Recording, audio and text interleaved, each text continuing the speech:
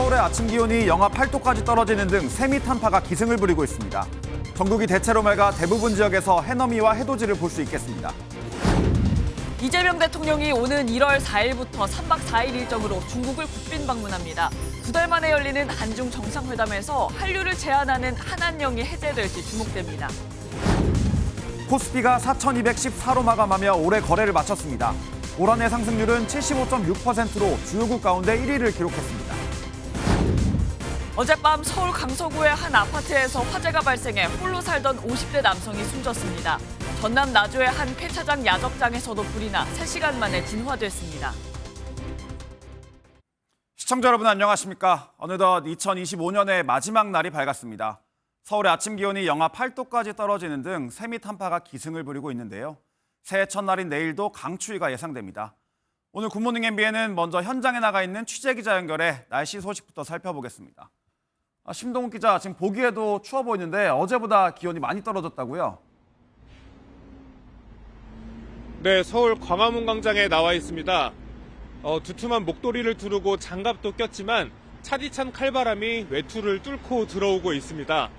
방한용품으로 중무장하고 출근길에 나선 시민들도 강추위에 잔뜩 움츠려든 모습입니다. 오늘 아침 서울의 최저기온은 영하 8도, 강원 철원군 영하 11도, 부산 0도, 광주 영하 2도까지 떨어졌습니다. 강한 바람까지 불면서 현재 서울의 아침 체감 기온은 영하 14도까지 내려간 상황입니다. 특히 강원 북부와 중부 산지 일대에는 한파경보가, 강원도와 경기도 일대에는 한파주의보가 발령됐습니다. 행정안전부는 어제 오후 5시를 기점으로 한파 재난위기경보를 관심에서 주의 단계로 격상했습니다. 정부는 기상정보를 수시로 확인하고 외출할 때 체온 유지를 위해 방한용품을 착용해달라고 당부했습니다. 새해 첫날인 내일은 오늘보다 더 춥습니다. 전국이 대체로 맑아 해돋이를 볼 수 있겠지만 밖에 나오실 때 옷차림을 더욱 단단히 하셔야겠습니다. 또 서해안과 제주 지역에는 많은 눈이 내릴 예정이라 각별한 주의가 필요합니다. 북쪽에서 남하하는 찬 공기의 영향으로 해상에서 만들어진 구름대가 유입되는 전라 서해안과 제주도를 중심으로는 목요일 저녁부터 많은 눈이 내려 쌓이는 곳이 있겠습니다. 이번 한파는 모레까지 이어진 뒤 토요일 낮부터 차츰 풀릴 전망입니다. 지금까지 서울 광화문 광장에서 MBN 뉴스 심동욱입니다. 날은 추워도 새해 첫 해돋이는 꼭 챙겨봐야겠죠. 다행히 내일은 전국에서 해돋이를 볼 수 있다고 합니다. 새해 소망 빌러 가실 분들 어디로 가면 좋을지 전국 해돋이 명소를 장진철 기자가 소개합니다. 여명이 밝아오는 동해 수평선 위로 해가 모습을 드러냅니다. 매일 떠오르는 해지만 새해 첫 해는 큰 의미가 있습니다. 있는데도 이런 거는 비밀로 해야지 또 이루어진다고 하니까 비밀로 하도록 할게요. 강원도 해돋이 1번지는 강릉 정동진입니다.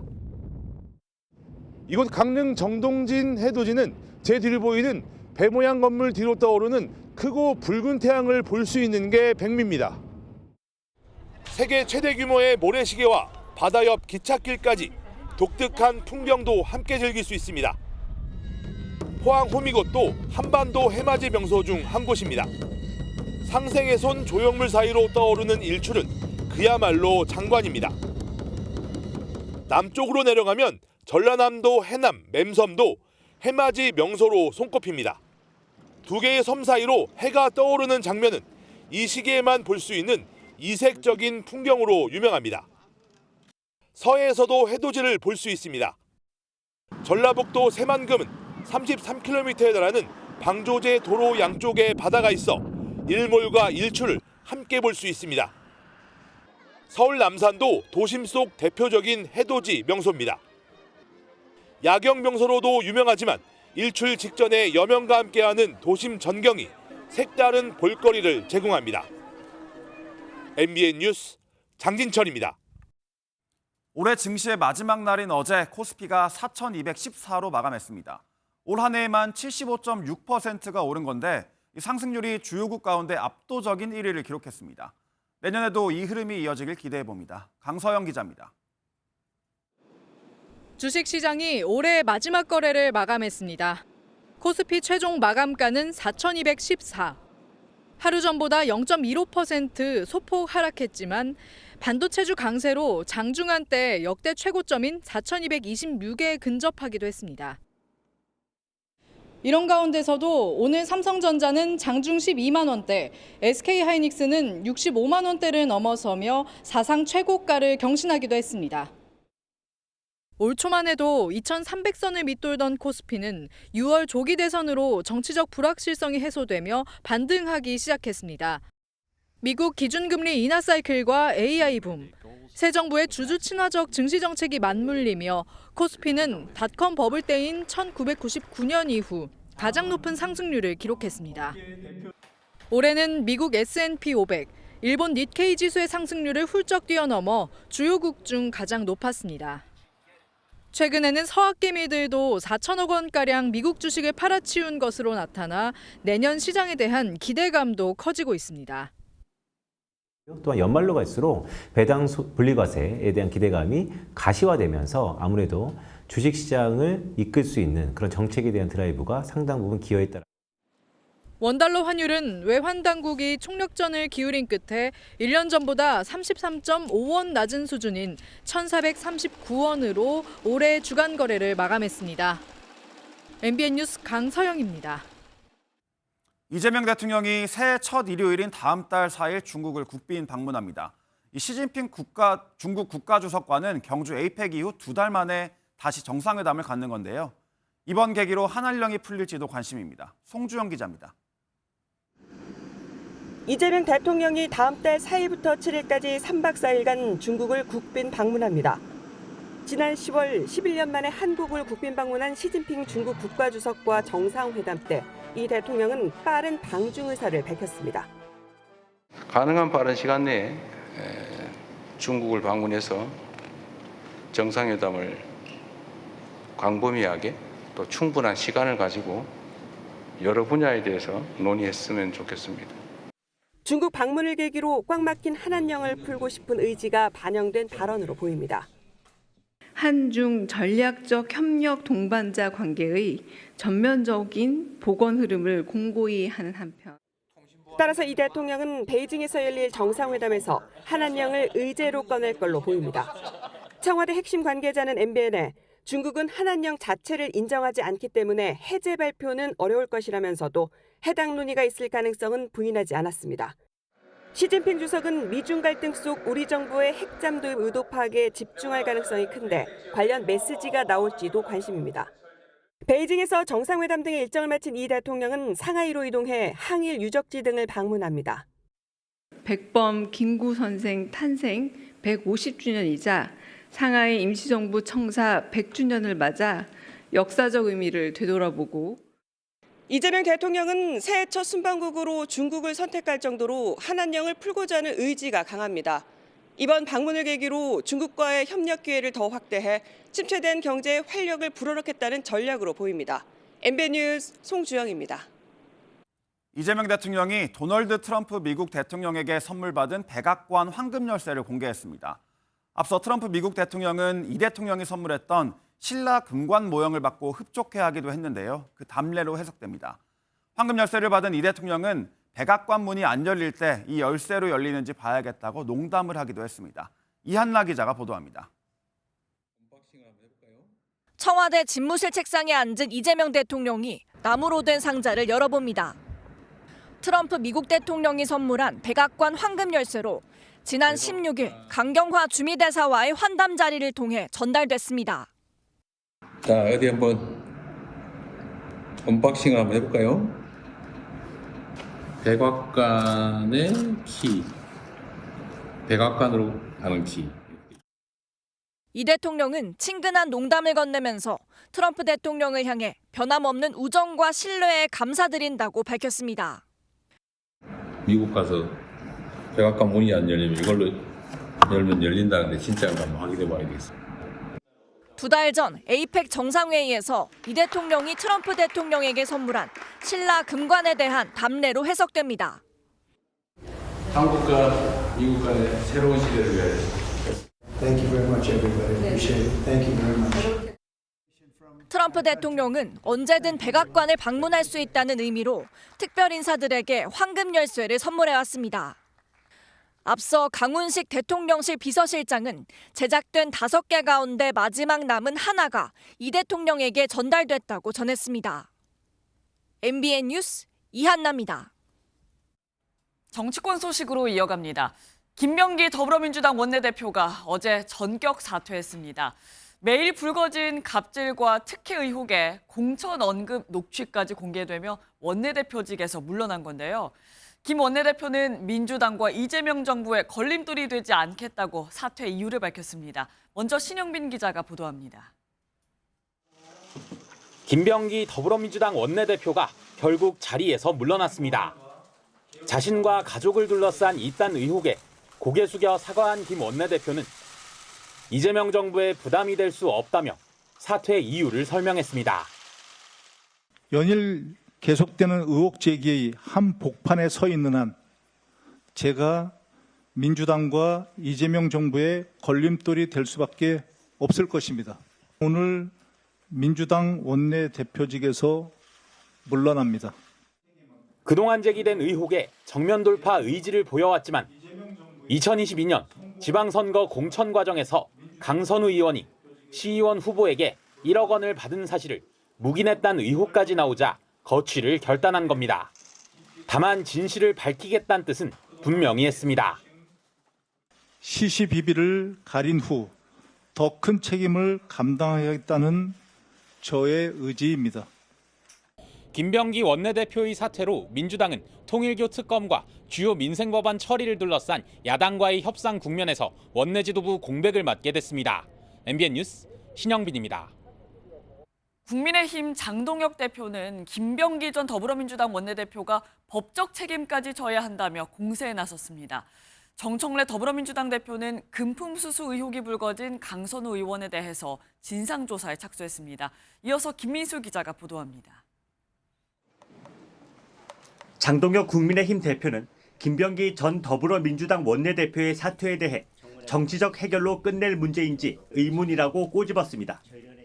정치적 책임에서 끝나는 것이 아니라 법적 책임까지 나아가야 될 부분들에 대해서는 그 법적 책임이 뒤따라야 된다고 생각합니다.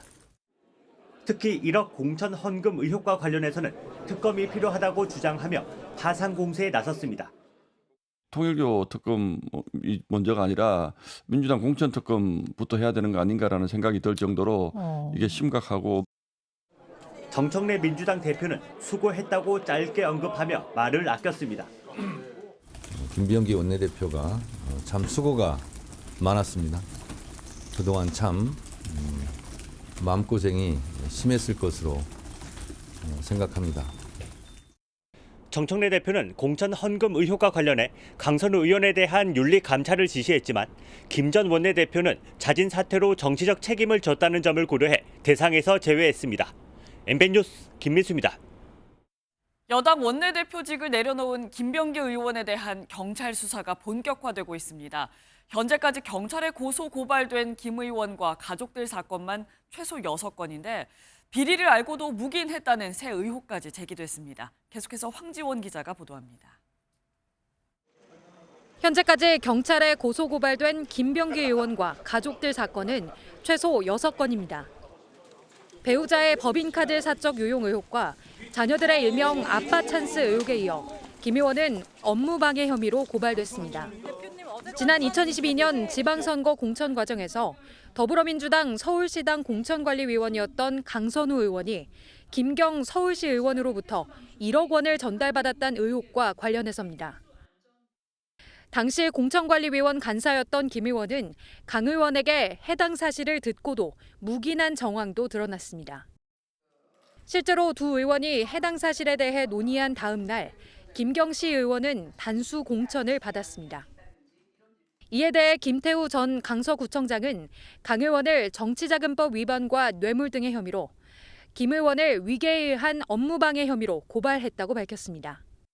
불법적으로 돈을 받았다는 사실을 인지하면은 공천을 주면 안 되잖아요. 그 당시 이제 본관이 간사 신분이면은 오히려 공천을 배제시켜야 함에도 불구하고. 김 의원이 중대한 범죄 사실을 인지했음에도 불구하고 관련자에 대한 고발이나 공천 배제 등 조치가 이루어지지 않았다는 겁니다. 경찰은 관련 내용을 검토한 뒤 사건을 배당할 예정입니다. 각종 의혹이 제기되면서 원내대표직을 내려놓은 김 의원은 경찰 조사를 앞두고 있습니다. 각 경찰서로 김 의원에 대한 고소 고발이 이어지고 있는 가운데 서울경찰청이 사건을 병합해 직접 수사할 가능성도 거론되고 있습니다. MBN 뉴스 황재원입니다. 이해훈 기획예산처 장관 후보자가 과거 자신의 내란 옹호 발언에 대해 공식 사과하며 머리를 숙였습니다. 이재명 대통령이 단절 의사를 표명해야 한다고 주문한 지 하루 만인데 이 대통령은 국무회의에서 빨간색도 국민이라고 말했습니다. 정태진 기자가 전해드립니다. 머리 숙여 사과드리기 위해서 오늘 이 자리에 섰습니다. 내란은 헌정사에 있어서는 안 될 분명히 잘못된 일입니다. 저의 판단 부족이었고 계엄 옹호와 윤석열 전 대통령 탄핵 반대 집회에 참석한 이력으로 논란이 된 이해훈 기획예산처 장관 후보자. 출근길에서 고개를 숙이며 공식 사과했습니다. 방파성에 매몰되어 실체를 놓쳤음을 오늘 솔직하게 고백합니다. 잘못된 과거와 단절하고 이재명 대통령이 본인이 내란 관련 발언을 충분히 소명하고 단절 의사를 표명해야 한다고 주문한 지 하루 만입니다. 이 대통령은 청와대에서 열린 첫 국무회의에서 논란을 의식한 듯 빨간색도 국민이라며 이 후보자를 지명한 배경을 애둘러 밝혔습니다. 파란색을 좋아하는 사람들이 권한을 가졌다고 해서 그 사회를 통째로 다 파랗게 만들 수는 없는 거예요. 그럼 빨간색 어디 갑니까? 빨간색은 우리나라 공동체 사람의 자격을 상실하는 겁니까? 청와대는 이 후보자의 공식 사과에 대해 국민이 판단할 몫이라며 국민께서 납득할 수 있을 때까지 후보자가 설명을 드리는 게 맞다고 밝혔습니다. MBN 뉴스 정태진입니다. 국민의힘 내부에선 이른바 제2의 이해훈이 나올까 노심초사하는 분위기입니다. 이번 사태를 심각하게 돌아봐야 한다는 자성의 목소리와 함께 쇄신안을 서둘러야 한다는 장동혁 대표를 향한 압박도 나왔습니다. 이어서 김영 기자입니다. 국민의힘 내부는 배신감과 우려가 교차하는 분위기입니다. 비상계엄 사태에 대해 사과 성명을 발표했던 초재선 의원들은 대안과 미래라는 모임을 공식 출범시키고 당내에서 문제를 찾아야 한다고 강조했습니다. 중도 보수에 있는 사람들이 현 정부에 계속적으로 합류되어가는 부분에 대해서는 우리 스스로 반성하고 되돌아봐야 될. 특히 당을 어떻게 바꿀 것인지 구체적인 내용을 빨리 공개하라며 장동혁 대표의 변화와 쇄신을 압박했습니다. 당내에서는 제2의 이해훈이 나올 수 있다는 우려의 분위기가 감지됩니다. 실제 당내 최다선인 육선 조경태 의원의 해양수산부 장관설과 홍준표 전 대구시장의 국무총리설 등 당사자들의 부인에도 불구하고 보수 인사 차출설은 끊임없이 나오고 있습니다. 한 국민의힘 의원은 이해훈 전 의원은 당과 보수 진영 내에서 충성도가 높았던 인물이라며 윤 어게인을 외치던 사람마저 떠났다면 문제는 외부가 아니라 내부에 있는 것 아니겠냐고 꼬집었습니다. 이른바 이해훈 사태 이후 국민의힘 내부에서 나오고 있는 위기감이 실제 당의 노선 변화로 이어질지 주목됩니다. MBN 뉴스 김현입니다. 오늘은 어떤 일정이 기다리고 있을까요? 굿모닝 MBN이 엄선한 투데이 라인업을 통해 오늘의 주요 일정과 현안을 함께 살펴보겠습니다. 2025년의 마지막 날인 오늘 밤 11시부터 서울 종로구 보신각 일대에서 제야의종 타종 행사가 열립니다. 이 자리엔 시민 10만여 명이 참여할 것으로 예상되는데요. 오후 6시부터 주변 교통이 통제되고 안전한 귀가를 위해 지하철과 시내버스는 연장 운행합니다. 지난 1990년 취역해 36년 동안 해양 수호 임무를 완수한 국산 초계함 광명함이 오늘 전역합니다. 광명함은 1998년 전남 여수 앞바다로 침투한 북한 반잠수정을 함포로 격침하는 전과를 거뒀습니다. 우리나라의 유엔 안전보장이사회 선출직 이사국 2년 임기가 오늘 종료됩니다. 우리나라는 전 세계 분쟁과 안보 이슈에 주도적 목소리를 내며 외교관계의 지평을 넓혔다는 평가를 받습니다. 서울 한강공원 3곳의 눈썰 매장이 오늘 동시에 개장합니다. 서울시는 뚝섬과 잠원, 여의도 한강공원 수영장에 눈썰매 슬로프와 눈놀이 동산을 만들었다며 입장료는 6,000원이라고 밝혔습니다. 지금까지 투데이 라인업이었습니다. 쿠팡 연석 청문회가 이틀 일정으로 국회에서 열리고 있습니다. 쿠팡 청문회 첫날이었던 어제 또 김범석 의장은 모습을 드러내지 않았고 동생인 김유성 쿠팡 부사장 등 핵심 증인도 모두 불출석한 가운데 보상안을 둘러싸고 날선 공방이 오갔습니다.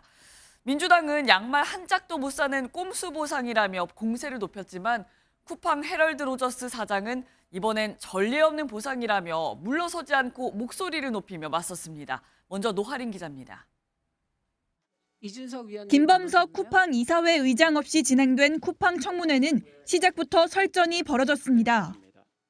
본격적인 질의가 시작되기도 전에 동시통역기 사용을 두고 최민희 과방위원장과 헤럴드 로저스 쿠팡 신임 대표가 신경전을 벌였습니다. 그렇게 통역하시면 안 됩니다. 이거 동시통역기 빨리 차십시오. I will use my interpreter. Thank you very much. 최 위원장이 정확한 통역이 필요하다며 동시통역기 착용을 요청하자 로저스 대표가 통역사는 문제가 없다며 거부한 겁니다. 쿠팡이 내놓은 5만 원 고객 보상안에 대한 질타도 이어졌습니다. 그러니까 양말 한 짝도 못 사는 보상책 내놓고 국민의 대표기관인 국회에 불출석하겠다는 것과 한촉 행위에 불과한 이런 꼼수의 이런 보상 방안을 제시해서 또다시 국민들의 공분을. 그러나 로저스 대표는 추가적인 신규 보상에는 선을 그었습니다. 저희 보상안은 약 1조 7천억 원에 달합니다. 이것은 전례가 없는 보상안이라고 생각을 합니다. 국민의힘은 연석 청문회 대신 국정조사를 추진해야 한다는 입장을 내세우며 불참했습니다. 민주당은 김범석 의장 등을 청문회에 세우기 위해 모든 조치를 강구하겠다고 밝힌 가운데 쿠팡을 둘러싼 정치권 압박은 더욱 거세질 전망입니다. MBN 뉴스 노하린입니다. 정부 지시에 따라 진행됐다는 쿠팡 자체 조사. 여기에 언급된 정부가 국정원이라고 MBN이 단독 보도해드린 바가 있는데요.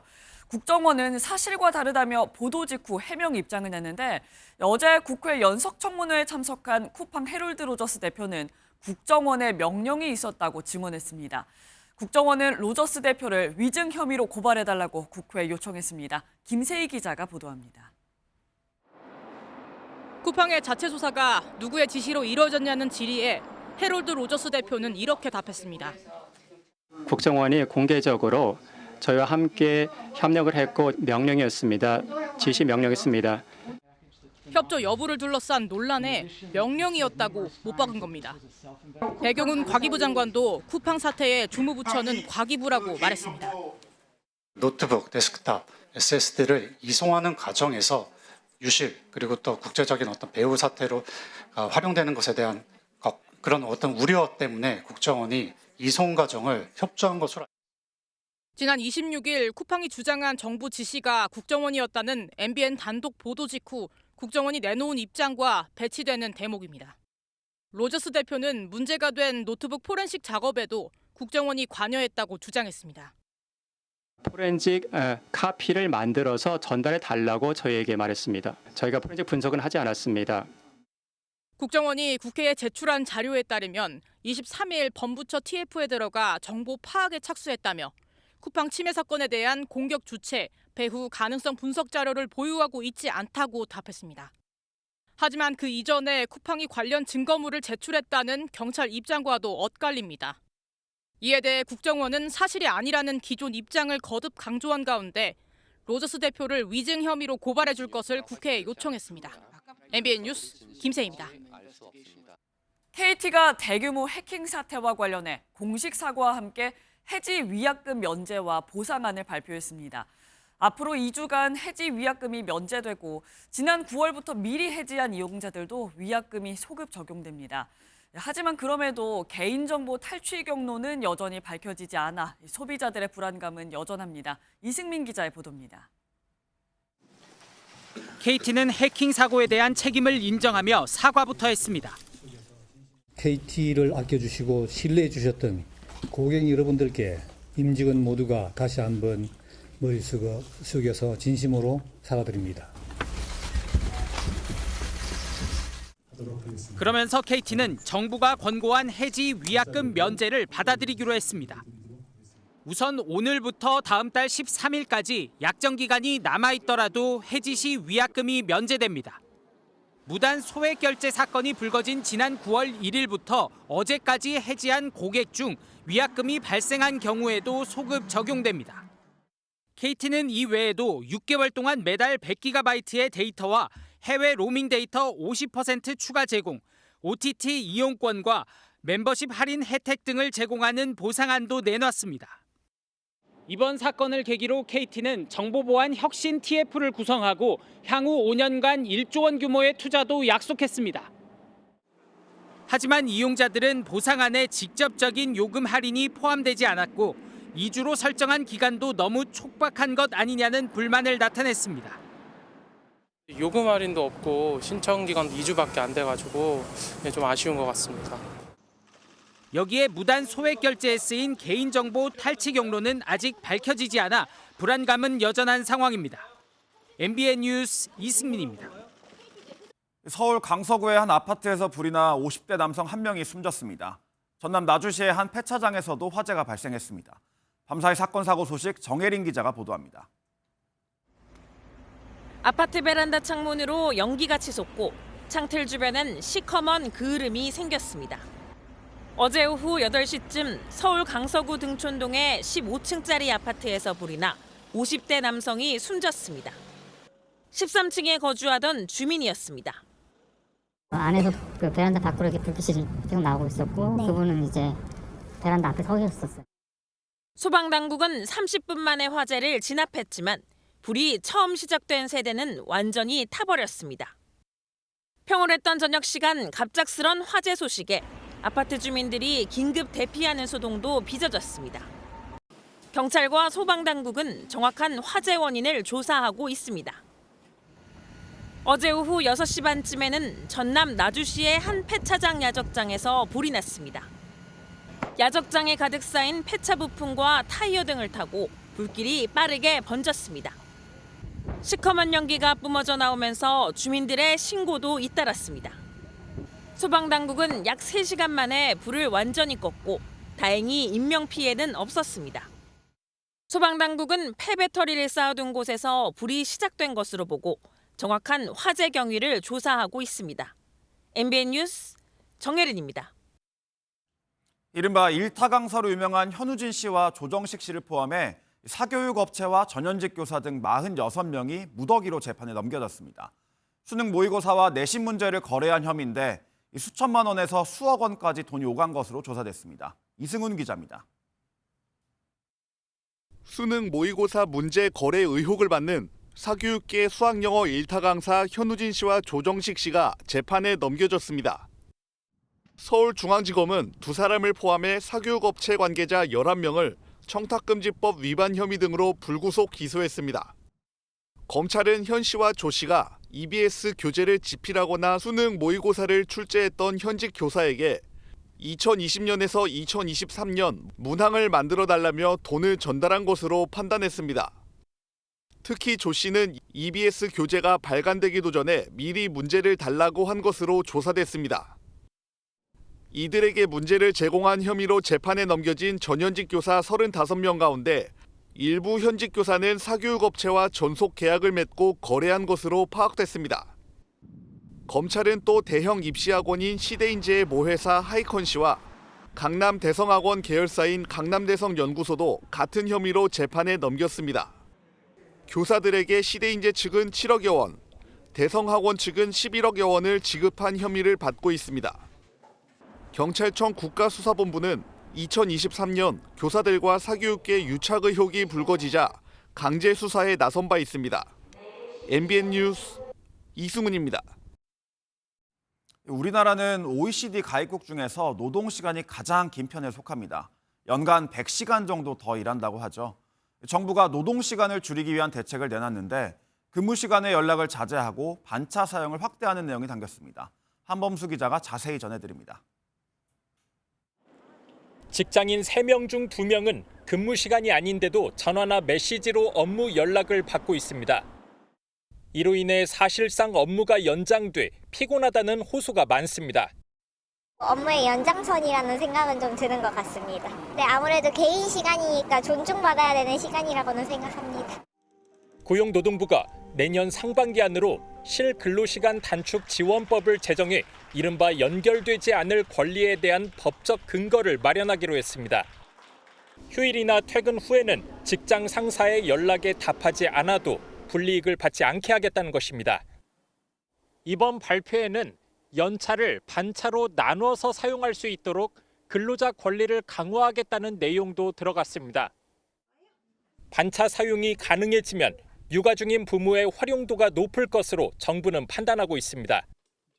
아기가 자주 아프니까 어렸을 때는 법제화해서 자유롭게 쓸 수 있도록 하라고 하면 애 키우는데 진짜 많이 도움이 될 것 같아요. 또한 정부는 육아기 10시 출근과 주 4.5일제를 도입하는 사업장에 324억 원을 지원하는 방안을 발표했습니다. 이런 조치들을 통해 연간 노동시간을 1,859시간에서 OECD 평균치인 1,700시간대로 단축하겠다고 밝혔습니다. 다만 정부 발표가 노동계에 다소 기울어져 있어 부작용 없이 적용되려면 고려할 점이 많다는 지적도 나옵니다. MBN 뉴스 한범수입니다. 북한 노동당 기관지인 노동신문은 그동안 접근이 제한돼 왔는데 이제 일반 신문처럼 누구나 자유롭게 열람할 수 있게 됐습니다. 정부는 북한 웹사이트 접속 차단 해제도 추진하고 탈북민 대신 북향민이라는 용어 사용도 검토하고 있습니다. 손성민 기자가 보도합니다. 북한 노동당 기관지 노동신문. 김정은 북한 국무위원장과 북한군의 모습이 신문 한 면을 가득 채웠습니다. 통일부가 어제부터 노동신문을 일반 국민에게 공개했습니다. 1970년 국가정보원이 특수자료 취급 지침을 통해 노동신문에 대한 일반인 접근을 제한한 지 55년 만입니다. 오늘부터 특수자료 취급 기관을 방문하면 별도의 신분 확인이나 신청 절차 없이 일반 간행물과 동일하게 노동신문을 열람하실 수 있습니다. 이제 국립중앙도서관 등 취급기관에서 신분 확인이나 열람 목적 제출 없이 일반 신문처럼 자유롭게 노동신문을 볼 수 있는 겁니다. 다만 현재로서는 종이로 된 노동신문에 한정되는데 정부는 정보통신망법 개정을 통해 북한 웹사이트에 대한 접속 제한도 단계적으로 풀어갈 계획입니다. 이와 함께 정부는 탈북민이란 표현의 부정적인 어감과 인식을 고려해 새해 첫날인 내일부터 북향민을 정부 공식 용어로 사용하겠다고 밝혔습니다. 하지만 일부 탈북민 단체는 명칭 변경에 반대하고 있어 논란도 예상됩니다. 탈북이라는 용어는 목숨을 건 자유의지와 인권 그 자체입니다. 그렇기 때문에 탈북민은 그 어떤 말로도 대처할 수 없습니다. 통일부는 정부와 지자체 차원에서 우선 북향민 사용을 권장한 뒤 민간으로 확대되는 상황을 고려해 법령 개정을 검토할 방침입니다. MBN 뉴스 손성민입니다.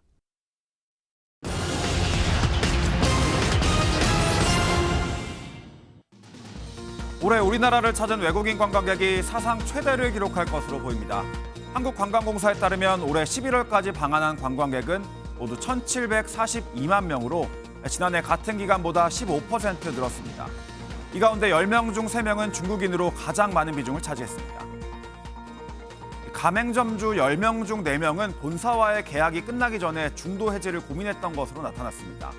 올해 실태조사에 따르면 가맹점주 중 계약기간 만료 전 중도 해지를 고려한 경험이 있다고 응답한 비율은 42%에 달했습니다. 기대보다 매출이 안 나왔던 탓이 컸는데 주로 위약금 부담 때문에 체념한 것으로 파악됐습니다. 공정거래위원회가 과징금 제도를 대폭 강화해 쿠팡 같은 거대 플랫폼에 대한 견제를 본격화합니다. 공정위는 대규모 개인정보 유출 사태나 가격 담합 등 불공정 거래 행위에 대해 과징금 상한을 기존보다 최대 5배까지 몰린다고 밝혔습니다. 다만 소급 적용은 어려워 이번 쿠팡 개인정보 유출 등에는 적용되지 않을 전망입니다. 지금까지 굿모닝 경제였습니다.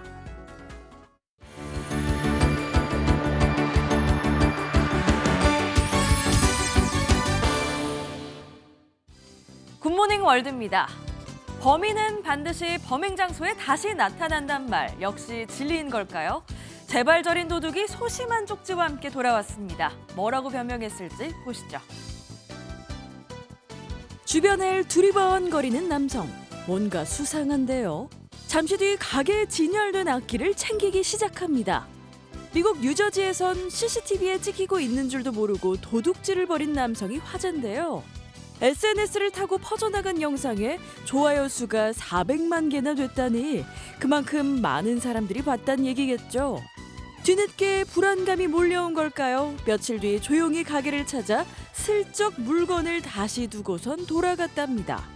술에 취해서란 쪽지를 남겼다는데 조사를 피하긴 어려워 보이네요.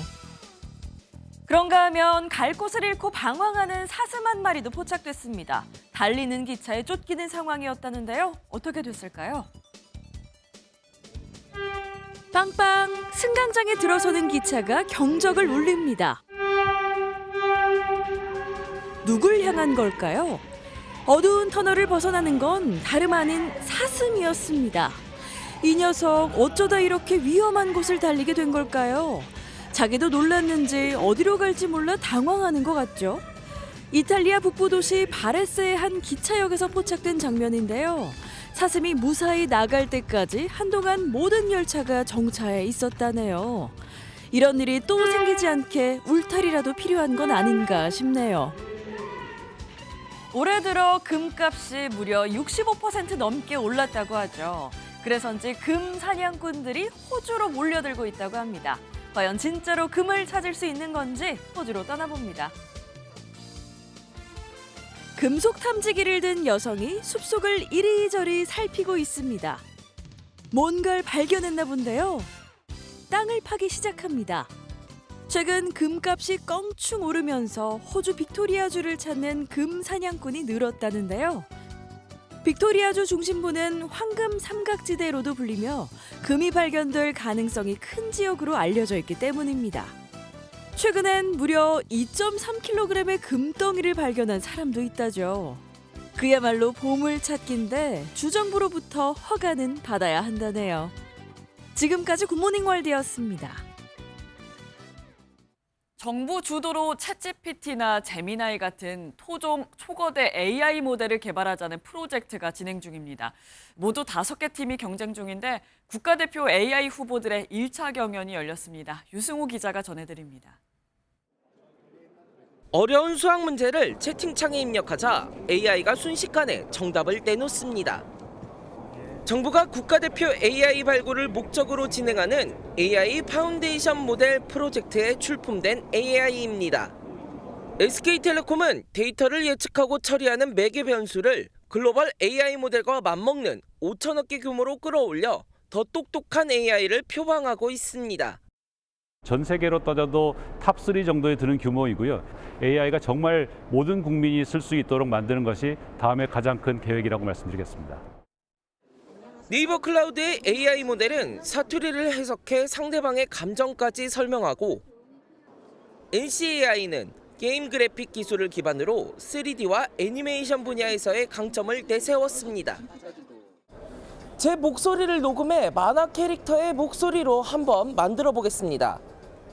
완전 황금이잖아. 이제 나는 부자가 되겠어. 완전 황금이잖아. 이제 나는 부자가 되겠어. LG의 초거대 AI 모델은 성능과 경제성을 모두 잡으며 개발 5개월 만에 글로벌 경쟁 모델들과 어깨를 나란히 하고 있습니다.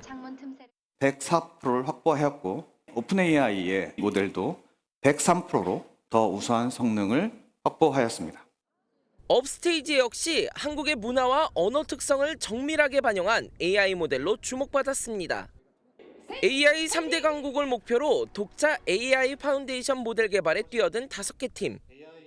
정부는 6개월마다 평가를 거쳐 내년 하반기 2곳의 국가대표 AI 업체를 선정할 예정입니다. MBN 뉴스 유승호입니다. 연말인데 예전처럼 연말 분위기가 도통 나지 않는다는 분들이 많습니다. 소비 쿠폰 효과로 반짝 늘었던 소비가 다시 얼어붙으면서 모임도 줄고 또 오가는 선물도 많이 사라졌기 때문인데요. 내수를 살리려면 결국 금리를 내려야 하는데 이 또한 쉽지가 않아서 문제입니다. 배준우 기자가 취재했습니다. 서울 서대문구의 한 전통시장. 찾는 손님이 없어 생선 매대가 한산합니다. 문을 닫고 쉬는 곳도 있습니다. 연말인데 특수는커녕 손님이 부쩍 줄었습니다. 요즘 연말이라고 사는 건 별로 없고요. 이제 선물이 많이 없어졌어요. 차례나 뭐 이런 것도 요즘은 거의 없어서. 많이 줄이고 노인들이 이렇게 빵 같은 거 사 먹는데 그 좀 뜸해지셨다고. 정부가 두 차례에 걸쳐 민생회복 소비 쿠폰을 나눠주며 소비가 반짝 늘었지만 그때뿐 다시 그대로 줄어든 겁니다. 소비 흐름을 보여주는 소비 판매액 지수는 3.3% 떨어져 지난해 2월 이후 1년 9개월 만에 가장 큰 폭으로 떨어졌습니다. 음식료품 판매는 한 달 전보다 4.3% 줄었고 옷과 오락, 취미용품 등도 3.6% 감소하며 내구재와 비내구재를 가리지 않았습니다. 요즘에는 외식하는 것보다 집에서 그냥 우리 간단하게 먹자. 고기를 사다 먹어도 옛날엔 소고기였으면 돼지고기를 우리. 문제는 대책이 마땅치 않다는 것. 금리를 내려 내수를 살리는 카드는 환율 상승과 수도권 집값 자극 우려가 있어 꺼내기가 쉽지 않습니다. 정부의 고심이 깊어지는 가운데 불경기라는 인식은 2달 연속 강해져 소비자들의 지갑은 더 굳게 닫힐 전망입니다. MBN 뉴스 배준우입니다. 내년, 그러니까 내일부터 웅담 채취는 물론 곰 사육까지 금지하는 법이 시행됩니다. 멸종위기종인데도 산채로 쓸개즙을 채취당하는 사실이 알려지면서 반발 여론이 커졌기 때문인데 문제는 전국 농가에서 사육 중인 200마리의 곰을 당장 수용할 곳이 없다는 겁니다. 이규영 기자입니다. 충남 당진시의 한 곰 농장. 철제우리가 여러 개 놓여 있는데 한눈에 봐도 위생 상태가 좋지 않습니다. 곰들이 눈에 초점을 잃고 널브러져 있는가 하면 수없이 머리를 철창에 비벼대며 이상 행동을 보입니다. 죽지 않을 정도만 유지를 하면서 배설물도 치우지 않고 먹을 것도 제대로 주지 않는 농장도 존재를 하고요. 과거 일부 농장에서는 산채로 웅담을 채취했다는 사실까지 알려졌고 법이 개정돼 내년부터는 곰 사육과 웅담 채취가 금지됩니다. 문제는 아직도 전국 농장 11곳에서 사육 중인 200마리의 곰을 수용할 시설이 없다는 것. 전남 구례에 100억 원을 들여 50마리를 수용할 수 있는 공영 보호소를 지었고 강원 화천에도 민간 보호소가 있지만 턱없이 부족합니다. 정부는 일단 전면 시행을 6개월 미루고 동물단체들에게 농가로부터 곰을 사들이기 위한 협상 비용을 일부 지원합니다. 6개월 내에 전원 매입이 되도록 저희가 동물단체와 농가 간의 협상을 저희가 지원하겠고요. 하지만 정작 큰 돈이 드는 곰 매입 비용은 여전히 동물단체가 부담해야 해 정부 대처가 안이한 것 아니냐는 지적이 나옵니다. MBN 뉴스 이규현입니다.